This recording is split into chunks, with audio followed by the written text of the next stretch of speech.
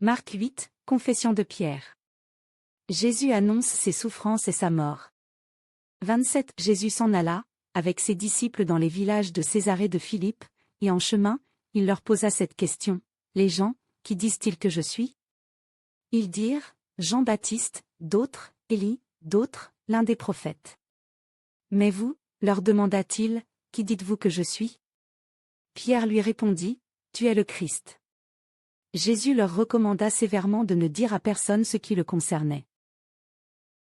Il commença alors à leur apprendre qu'il fallait que le Fils de l'homme souffre beaucoup, qu'il soit rejeté par les anciens, par les principaux sacrificateurs et par les scribes, qu'il soit mis à mort et qu'il ressuscite 3 jours après. Il disait ces paroles ouvertement. Et Pierre le prit à part et se mit à lui faire des reproches. Mais Jésus se retourna, regarda ses disciples, fit des reproches à Pierre et lui dit, Arrière de moi, Satan, car tes pensées ne sont pas celles de Dieu, mais celles des hommes. Puis il appela la foule avec ses disciples et leur dit, Si quelqu'un veut venir après moi, qu'il renonce à lui-même, qu'il se charge de sa croix et qu'il me suive. Quiconque en effet voudra sauver sa vie la perdra, mais quiconque perdra sa vie à cause de moi et de l'Évangile la sauvera.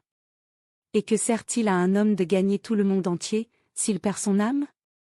Que donnerait un homme en échange de son âme?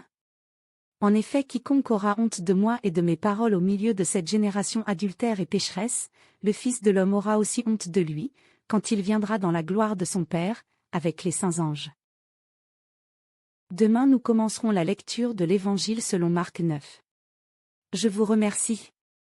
Gloire à notre Seigneur Jésus-Christ.